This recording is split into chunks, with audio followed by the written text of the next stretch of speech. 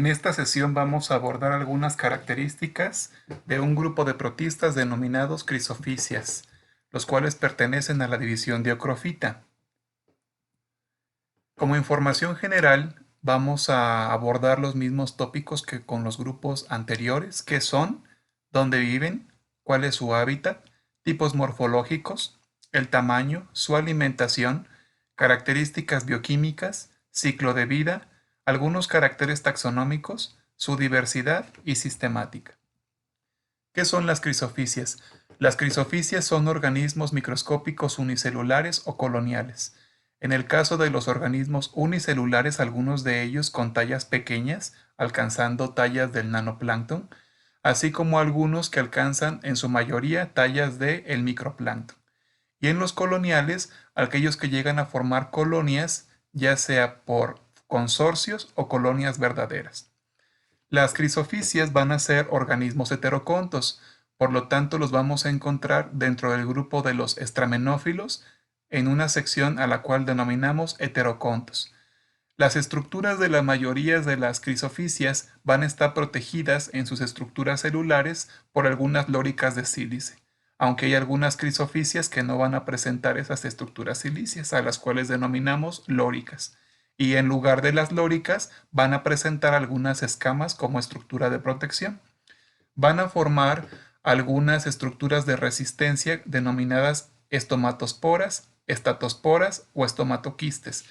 Esta estructura es muy interesante, dado que no se presenta en otros tipos de protistas, en donde el gametofito puede llegar a encapsularse en una estructura de sílice, de óxido de sílice, para resistir condiciones adversas al ambiente. Al igual que otros grupos de protistas, van a presentar un fotorreceptor o una mancha ocular, el cual en este caso estará dentro de uno de los plastos. Sus pigmentos más importantes van a ser la clorofila A, la clorofila C, aunque va a tener un pigmento muy abundante, el cual se denomina crisolaminarina, que se va a encontrar en una vesícula de reserva especializada. Algunos organismos del grupo de las crisofícias son fotosintéticos, mientras que otros van a tener también la capacidad, aparte de hacer fotosíntesis, de adquirir alimento por fagocitosis. Son cromistas y se van a ubicar dentro de la división ocrofita. En su contribución, las crisofícias van a ser organismos determinados para la ciencia a partir de 1786, iniciando con las investigaciones de Müller, el cual empezó a describir algunos géneros del grupo de las crisofícias de agua dulce. Posteriormente, en 1838, Ehrenberg hace descripciones detalladas del género Dinobrion y de Uroglena, así como de algunas sinurofícias como el género Sinura. Después, en 1878, Stein elabora algunas descripciones precisas de Crisofita, marcando algunos de los caracteres taxonómicos que posteriormente serán retomados en diferentes obras taxonómicas para su identificación. De 1913 a 1914 tenemos la contribución de Patcher, en donde aborda la sistemática de algunas crisofícias. En esta sección incluye a las diatomeas como crisofícias y algunas algas cafés. Si revisamos las diatomeas, en algún momento estuvieron clasificados dentro de la división crisofita. Actualmente ya no pertenecen a esta división, actualmente están en el grupo de Bacillariophyta.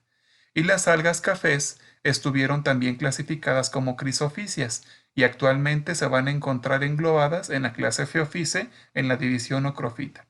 Si revisamos Xanthophycias, Pheophycias, Bacillariophycias, así como algunas otras crisofícias como silicoflagelados, estuvieron en algún tiempo clasificados dentro de este grupo. Sin embargo, en la actualidad, las crisofícias han disminuido el número de especies de acuerdo a la biología molecular y los avances de esta disciplina, dado que la sistemática ahora nos indica que las diatomeas pertenecen a un grupo que sí es muy cercano a las crisofícias, pero que no están presentes en el mismo clado. En el caso de las xanthophycias también salen de la división crisofita para ahora encontrarse en la división ocrofita. Los silicoflagelados y las sinuroficias también salen de esta división para encontrarse en otro grupo. Posteriormente, en 1957, Borrelli hace una obra extensa sobre las crisofisias. Ese texto en la actualidad sigue siendo vigente para determinar algunos organismos. Sin embargo, en la clasificación de estos grupos de organismos encontrados en la obra de Borrelli, muchos de ellos están reclasificados. En 1965 se establece una categoría de clasificación, particularmente considerando el número de flagelos. ¿Dónde viven las crisofisias?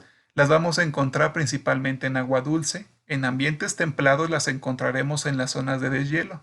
En ambientes marinos también las podemos encontrar y particularmente en zonas adjuntas donde están las porciones de deshielo. Aunque también en el medio marino las podemos encontrar distribuidas en diferentes latitudes. En ambientes tropicales son muy diversas, pero particularmente en sistemas que son pobres en nutrientes. Aquí hablamos de organismos que presentan cuerpos de agua, se presentan en cuerpos de agua oligotróficos, así como en cuerpos de agua con transición en su nivel trófico, es decir, en mesotrofía.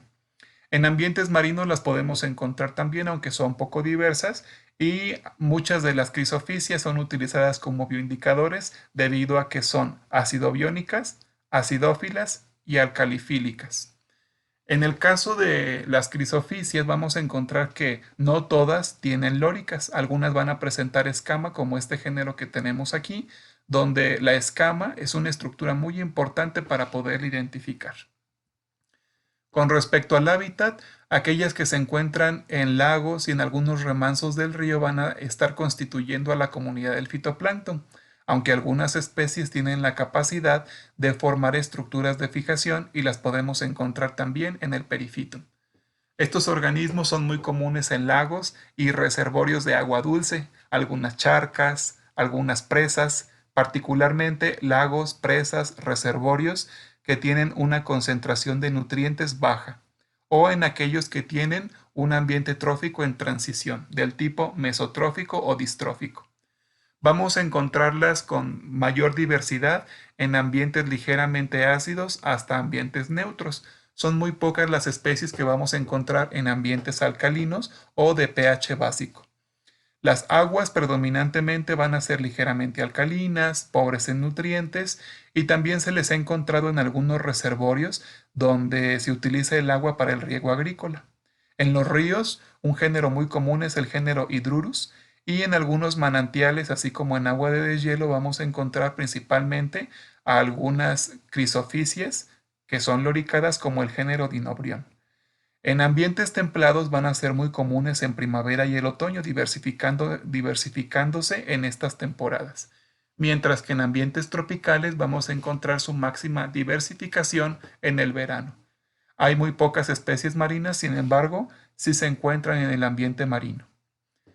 Con respecto a los tipos morfológicos, tendríamos que hay algunas crisofisias conformadas por una sola célula, del tipo protofita eucarionte, mientras que algunas de ellas pueden llegar a formar una estructura de adherencia formando consorcios, pequeños consorcios adhiriéndose a algunos filamentos, adhiriéndose a macroalgas o algunos sustratos.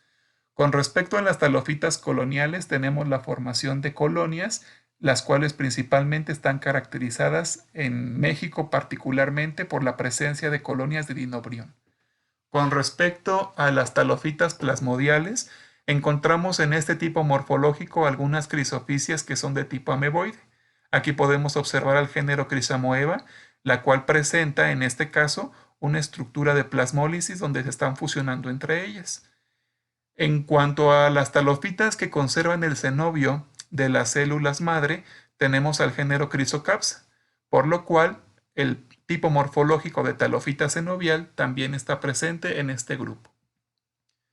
En cuanto a su alimentación, todas las crisofisias van a ser autótrofas, es decir, tienen la capacidad de a través del plasto utilizar la energía lumínica para fabricar moléculas orgánicas.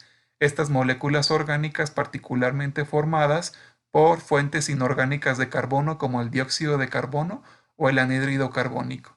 A través del ciclo de Krebs para después oxidar estos azúcares para obtener energía. Sin embargo, algunas crisofisias van a poder utilizar no solamente la energía lumínica para poder alimentarse, van a poder capturar alimento orgánico. ¿Cómo lo van a hacer? Lo van a hacer a través de la formación de pequeñas vesículas en secciones cercanas a la inserción del poro flagelar. Se han registrado 16 géneros que son mixótrofos, que pueden combinar su alimentación autótrofa con alimentación heterótrofa y tienen la capacidad de obtener carbono tanto orgánico como inorgánico. En el caso de ocromonas y cromulina, se han determinado algunas especies con la capacidad de llegar a consumir hasta 200% de su peso de material orgánico proveniente del picoplancton, es decir, han podido capturar una carga en gramos muy alta de bacterias. En cuanto al tamaño, las vamos a encontrar formando parte del nanoplancton, organismos que van a fluctuar de las 2 a las 20 micras, así como organismos del microplancton mayores a 20 micras, menores a 500 micras. Es decir, tenemos organismos del nanoplancton del género Chrysapsis, del género Chrysocapsopsis, así como del género Chrysolepidomonas.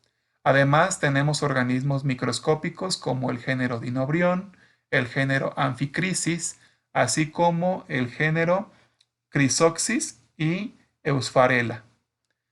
Con respecto a estas estructuras, es común encontrar en los sedimentos una estructura elaborada por las crisofisias a la cual se le denomina como estomatoquiste. El estomatoquiste es una estructura que le permite protegerse de las condiciones ambientales cuando son adversas para el desarrollo de las crisofisias, formando esas estructuras de resistencia, las cuales les permiten sobrevivir en periodos de sequía, si es que están colonizando algún ambiente temporal como alguna charca, o también responder a cambios de pH, alcalinidad y alguna condición adversa en la columna del agua. Su modo de nutrición de las crisofisias, como ya lo mencionamos, es autótrofo, aunque las formas heterótrofas llegan a incrementar el tamaño celular. Los organismos autótrofos mantienen su tamaño, mientras que cuando recurren a la heterotrofía pueden llegar a incrementar de tamaño. En cuanto a su alimentación, tenemos que su alimentación predominante es autótrofa, es por fotosíntesis, a través de una nutrición holofítica. Sin embargo, los organismos que tienen la capacidad de acceder a la mixotrofía pueden llegar a tomar carbono orgánico del medio para alimentarse. Por ejemplo, en el caso de la fagotrofía, tendríamos que el flagelo más extendido de una crisofisia genera corrientes de agua importantes, y estas corrientes de agua importantes van a hacer que a través de sus mastigonemas empiecen a capturar algunas bacterias o material cestónico que se encuentra disuelto en la columna del agua. Una vez que lo atrapan, lo van incorporando hacia la parte de la inserción de los flagelos, hacia el poro flagelar. Y en esta estructura, con el apoyo de los microtúbulos de la célula, se formarían vesículas alimenticias. Estas vesículas permitirían la digestión a través de enzimas del material orgánico para después incorporar el desdoblamiento de este material orgánico por ósmosis a la célula en totalidad. Tendríamos que la presa, en este caso que pueden ser las bacterias o pequeñas cantidades de material orgánico, a través de movimientos rápidos del flagelo más largo o extenso, serían capturadas hasta llegar a las vesículas que se forman dentro de la célula. Dentro de las características bioquímicas podemos observar que las crisofisias, por ejemplo, aquí tenemos al género Dinobrión o al género Chrysosaccus o al género Chrysamoeba, se observan de una coloración café, marrón o de color dorado. Por eso el nombre común que se les da de algas pardodoradas o algas doradas. Esto es gracias a la presencia de un pigmento predominante que es la crisolaminarina, así como la presencia de clorofila C1 y C2. Sin embargo, al igual que otros autótrofos, presentan clorofila A y algunas antófilas como fucoxantina, diatoxantina, diarinoxantina y carotenos. Algunas de estas antófilas están presentes tanto en dinoflagelados como en algas cafés y en algunas diatomeas. Con respecto a la reproducción, tenemos que una crisofita puede acceder a una vía de reproducción sexual y a una vía de reproducción asexual. En el caso de la reproducción asexual, tendríamos un gametofito. Este gametofito, como cualquier ser vivo, responde a estímulos. Cuando la columna del agua cambia su pH, modifica su alcalinidad o bien incrementa su temperatura, que es uno de los factores más importantes para la formación del estomatoquiste, cambios bruscos en la temperatura, en pH y alcalinidad, este gametofito perdería sus flagelos. Al perder sus flagelos, en este caso podemos observar en este esquema flagelos heterocontos dispuestos de forma acroconta, heterocontos porque son diferentes, acrocontos porque se encuentran en la parte anterior, y observamos que uno de ellos presenta los mastigonemas distintivos de grupo y otro son lisos. Y aquí tendríamos los mastigonemas del tipo tripartito, mastigonemas que estarían divididos formando una Y. Pierden sus flagelos y al igual que como ocurre en los organismos eulenoideos, surge un proceso metabólico al cual se le denomina metabolia, en el cual el periplasto se convierte en una estructura flexible. Si observamos, esta es la forma típica de Ocromonas y esta ya es una forma atípica, debido a que está en un proceso de metabolia. Una vez que la crisoficia está en este tipo de formación, empieza a generar a través del aparato de Golgi pequeños cristales de sílice, de óxido de sílice. Y estos pequeños cristales forman una lórica, la cual está constituida de cristal, de sílice, óxido silicio. Una vez que se forma esta estructura de sílice dentro del citoplasma y que llega hacia la parte anterior, las estructuras de citoplasma que quedaron fuera empiezan a introducirse y por último se fabrica un tapón proteico que permite la protección del organismo. Este tapón proteico le va a permitir, como en este caso, mantener a la crisofita segura hasta que las condiciones ambientales vuelvan a ser las adecuadas para poder volver a emerger. Los estomatoquistes también se utilizan como una estructura taxonómica para poder identificar a las crisofisias, dado que la ornamentación externa del estomatoquiste, así como su forma, son muy variadas dentro de este grupo.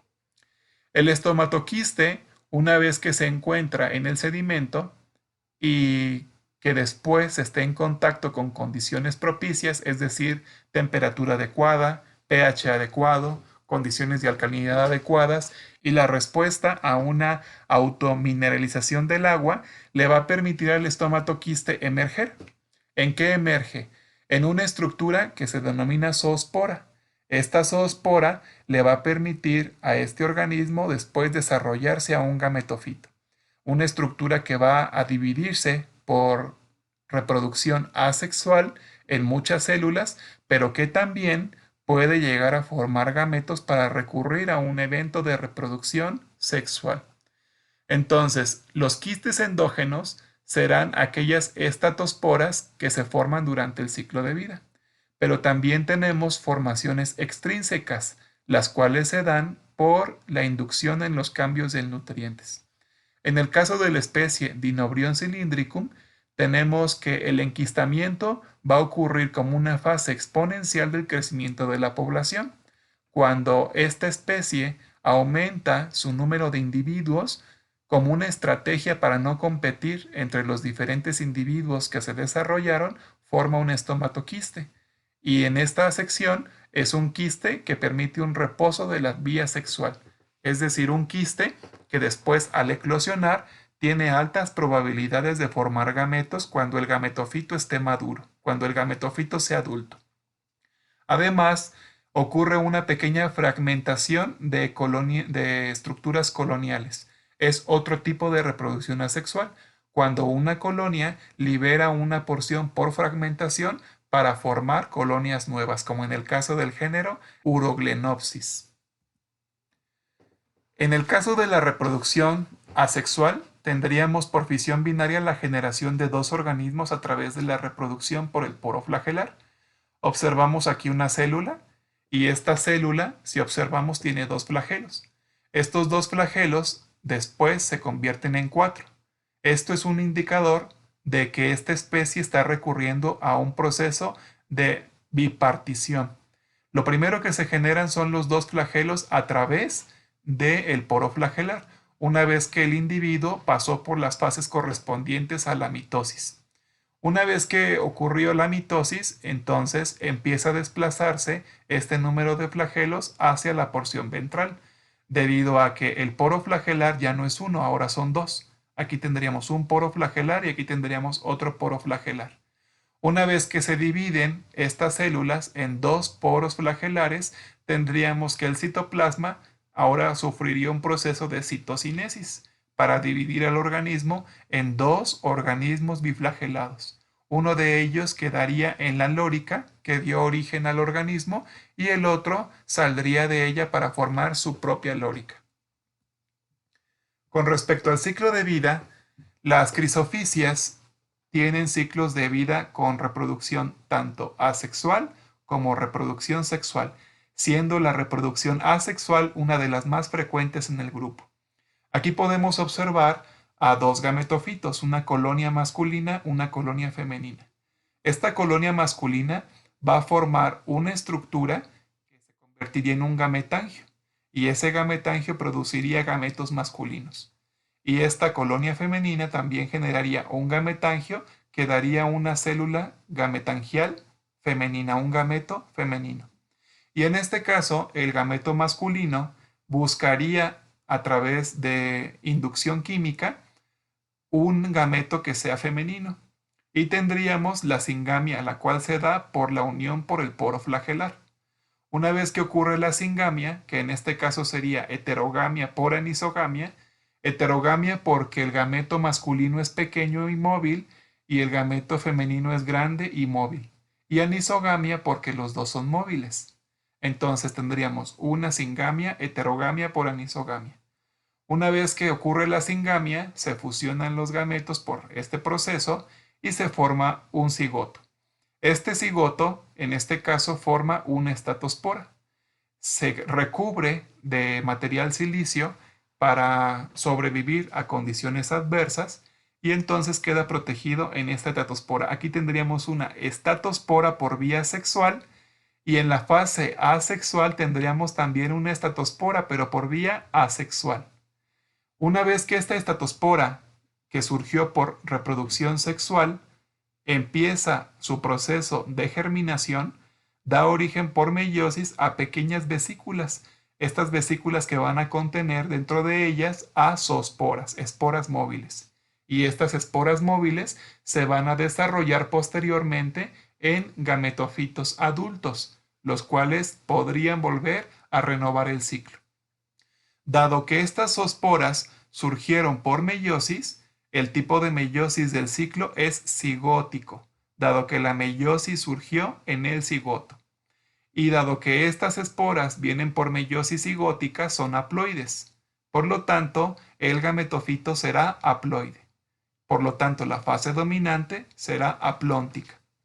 Con respecto a la reproducción que es asexual, tendríamos que uno de estos organismos, una de las células que forma la colonia, tendría la capacidad de enquistarse, es decir, formar a través de la disposición de sílice una vesícula que permitiría resguardar al organismo en la cual se formaría un collar, un tapón proteico y una estructura de sílice. Esto le va a permitir a este organismo protegerse si hubiera alguna adversidad. Y entonces, una vez que se forma esta estatospora asexual, la estatospora germinaría en organismos haploides, que en este caso serían zoosporas. Entonces tendríamos la formación de zoosporas por meiosis y zoosporas por mitosis. Algo también importante en este ciclo de vida es identificar que este organismo es una colonia masculina, este organismo es una colonia femenina y por lo tanto este produce gametos masculinos, este produce gametos femeninos. Como los gametos se producen en talos diferentes, el ciclo de vida es heterotálico. aunque se ha reportado que algunos de los ciclos son isogametos, es decir, algunos ciclos de las crisofisias no serán heterogamia por anisogamia, sino serán también por isogamia, dependiendo de algunas especies. Así también en Dinobrion cylindricum se ha reportado que es una especie que puede ser autógama, es decir, que su ciclo de vida lo puede generar del tipo homotálico, un talo con la capacidad de producir gametos masculinos y gametos femeninos. En cuanto a los caracteres taxonómicos, tenemos al plasto en toda esta estructura. Este es un plasto, este es otro plasto. Tenemos a la vesícula que almacena el pigmento mayoritario, que es la crisolaminarina. Tendríamos al núcleo.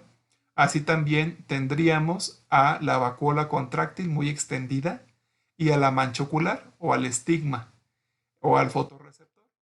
Esta mancha ocular, estigma o fotorreceptor dentro del plasto. Tendríamos también una cresta. Esta cresta va a ser una cresta donde se va a encontrar el flagelo lateral que es liso, no presenta mastigonemas.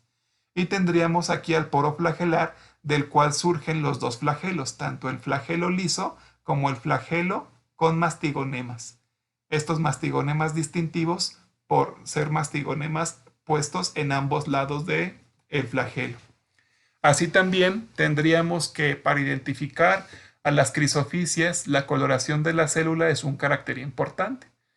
La presencia y número de plastos, la presencia de la lórica, si presenta o no una estructura de sílice que la protege, o bien, si no cuenta con lórica, si es desnudo, o si presenta escamas.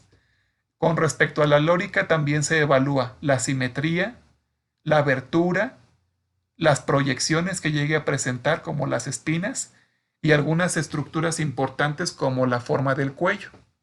Con respecto a los flagelos, se revisa si el flagelo es diferente totalmente o si son subiguales.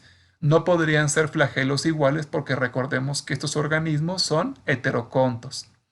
El número de flagelos será muy importante para este grupo, la longitud de sus flagelos, la presencia de los rizópodos en el caso de las crisofisias que son ameboideas o que son del tipo talofita plasmodial, así como el número de células en las crisofisias que son coloniales o que forman consorcios, la presencia de escamas en las crisofitas que no tienen lórica pero que presentan escamas, así como el tipo de ramificación de la colonia y el hábitat. Son caracteres importantes para identificarlas. Con respecto a los caracteres taxonómicos podemos observar organismos con lóricas formando colonias, organismos formando colonias también, organismos sin lóricas pero protegidos por escamas que tienen unas proyecciones en manera de espinas como este que podemos observar aquí, muy característico del género Parasimonas. Tendríamos organismos con lóricas, con caudas, así como una lórica con una proyección extendida en la parte del cuello, muy común en Dinobrion dilloni, así como algunas lóricas modificadas con unas ligeras protuberancias en la parte media, características de la especie Dinobrium divergens, formando estas colonias. Algunas lóricas muy ensanchadas en la parte anterior, también del género Dinobrium divergens, así como algunas especies, por ejemplo, tenemos el género Stephanophoros, que es un organismo plasmodial, el cual tiene esta presencia de rizópodos muy característicos de este grupo. Con respecto a los caracteres taxonómicos, podríamos identificar con alguna clave dicotómica los géneros. Por ejemplo, aquí tenemos dos fotografías. Estas dos fotografías es una fotografía con microscopía de luz de campo claro y una fotografía con microscopía electrónica de barrido. Estas dos fotografías corresponden a la misma especie. Es importante tener las dos fotografías porque la clave nos llega a preguntar sobre algunas características de la forma del organismo, así como inclusiones internas, mientras que la fotografía electrónica de barrido nos va a permitir observar a detalle cada una de las incrustaciones externas de este organismo. Por ejemplo, vamos a identificar a este organismo. Tendríamos que la clave nos pregunta, células incoloras, sin cloroplastos, células con cloroplastos. Podemos observar aquí que este organismo, en fotografía de barrido no podemos ver los plastos, dado que el organismo solamente podemos ver la estructura externa. Si fuera una fotografía electrónica de transmisión, sí pudiéramos observar todas las inclusiones internas. En el caso de esta fotografía, que es una fotografía de microscopía de luz, estas dos son el mismo organismo, nada más que en diferente microscopio. Aquí, por ejemplo, observamos que este organismo tiene aquí su vacuola muy grande, una vacuola contráctil, aquí una vesícula de pigmento también muy grande, pero observamos que no tiene una coloración distintiva de color café, de color dorado o verde, que identifique que este organismo está activo fisiológicamente haciendo fotosíntesis. Por lo tanto, concluimos que este organismo tiene una célula incolora. Entonces sería células incoloras nos mandan al 2. No quiere decir que este organismo no tenga plastos. Probablemente tiene la capacidad de producir los plastos, sin embargo la vía de alimentación en la que está actualmente es una vía no autotrófica. Células incoloras nos manda al 2. El 2 dice células alojadas en una lórica. Si observamos, no hay lórica, es decir, no hay una protección en forma de un tazoncito o en forma de un jarroncito o una copa. Pero sí observamos que tiene estructuras que rodean al periplasto. Estas estructuras las podemos ver aquí con mucho mejor detalle. Y vemos que no es una lórica, son escamas. Entonces, células alojadas en una lórica, células no alojadas en una lórica. Nos vamos a la opción 4. La opción 4 nos dice células solitarias no unidas entre sí formando colonias o células que están formando colonias. Esta es una sola célula, no está unida y no está formando colonias, por lo tanto es un organismo unicelular. Es una célula solitaria que nos manda al 5. Células con una cubierta de escamas o células no cubiertas de escamas. En este caso, este individuo está cubierto de escamas. Aquí la observamos en microscopía de luz y aquí con mucho mejor detalle en microscopía de barrido. Por lo tanto, este organismo pertenece al género Paraphysomonas. En cuanto a la diversidad, están siendo registradas actualmente y son reconocidas en la base internacional 766 especies de organismos que pertenecen a la clase Chrysophyce, dentro de la división Ochrofita, perteneciendo al reino cromista. 541 especies van a pertenecer al orden Chromulinales, mientras que 95 al orden Hiverdiales y 92 al orden Paraphysomonadales. De aquí tendríamos que hay órdenes con muy pocas especies, como por ejemplo tenemos este orden, el orden Segregatospumerales, el cual presenta a una especie reconocida. En cuanto a la sistemática, tenemos que al ser este organismo heteroconto, se encuentra dentro del grupo de los estramenófilos. Por lo tanto, el grupo de las crisofisias se va a encontrar en esta sección. Va a estar emparentado con los alveolados como dinoflagelados, ciliados, apicomplexos, cercosos, así como con algunos foraminíferos y radiolarios. Vamos a encontrar en este clado al grupo de las crisofisias, las cuales van a ser el grupo siguiente en la evolución al grupo de criptofita, aptofita y rafemónadas, las cuales son un grupo intermedio entre el clado que presenta a las plantas terrestres, a las plantas verdaderas, que es el grupo de las viridiplantae, así como algunas algas rojas y algunas glaucofitas. Algunas aplicaciones que tiene el estudio de las crisofisias han descubierto que el género Ochromonas, particularmente la especie Ochromonas danica, secreta algunas sustancias orgánicas, lo cual permite que el agua cambie de color, que se ponga de un color turbio y de un color amarillo, por la presencia de diferentes ácidos húmicos que se generan en la descomposición de estas sustancias orgánicas. Tendríamos al género Poterichromonas, el cual se ha utilizado particularmente la especie Poterichromonas malamensis para identificar toxicidad por la presencia de plomo, particularmente de un derivado de plomo que se conoce como tetraetilo de plomo, que es un compuesto que permite la inducción de la gasolina como un aditivo antidetonante. En el caso de los bioindicadores, como lo comentamos antes en la presentación, las crisofisias son excelentes bioindicadores dado su presencia en ambientes ácidos, neutros, ligeramente alcalinos, en aguas con poca carga orgánica. Entonces tendríamos que son indicadoras de condiciones tróficas como de ambientes oligotróficos, mesotróficos, distróficos, particularmente por su pH del agua, el cual nos podría identificar un pH ácido a ligeramente ácido o bien neutro. Las estructuras de sílice, como estructuras de protección, particularmente en las estatosporas o en los estomatoquistes, permite generar información que se va almacenando en los estratos. Entonces, los estomatoquistes, así como las escamas, se utilizan como información útil para hacer reconstrucciones paleoambientales. Aquí tendríamos que los geólogos o los biólogos que se dedican a hacer las reconstrucciones del clima, del pasado, del paleoclima, estudian los sedimentos a través de una disciplina que se denomina estratigrafía. Toman diferentes horizontes en un perfil y a través de cada horizonte o cada capa diferente de suelo de diferente color empiezan a identificar cuáles son los organismos que están depositados ahí. Y como conocemos la ecología de las crisofisias, podríamos identificar cuáles eran las condiciones ambientales en ese paleoclima. Es muy importante reconocer que no solamente las crisofisias son importantes para hacer reconstrucciones estratigráficas, también el polen de las plantas vasculares, así como las diatomeas. Y con estos organismos podemos estudiar la historia climática de diferentes cuerpos de agua.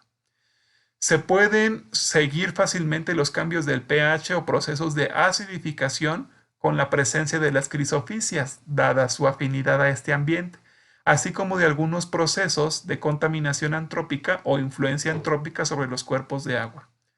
En cuanto al género Cynura y Uroglena, Cynura como parte de las cinurofisias, encontraron algunos investigadores que excretan cetonas y aldehídos, los cuales dan un olor a pescado, por lo cual este es un problema importante en el agua potable, ya que el agua potable, al tener una baja concentración de nutrientes y un pH ligeramente ácido, permite el desarrollo de estas crisofisias, las cuales le dan al agua una naturaleza en cuanto al olfato desagradable, ya que tienen olor a pescado y al tener olor a pescado hace que esta agua no sea útil para muchas actividades, por lo cual llegan a ensuciar diferentes depósitos de agua.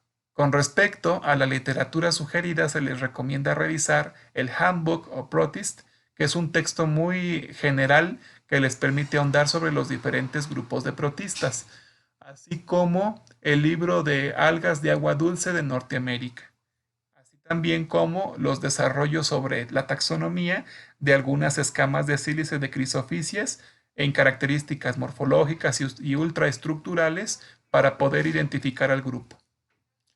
Sin otro particular, sería todo de esta clase.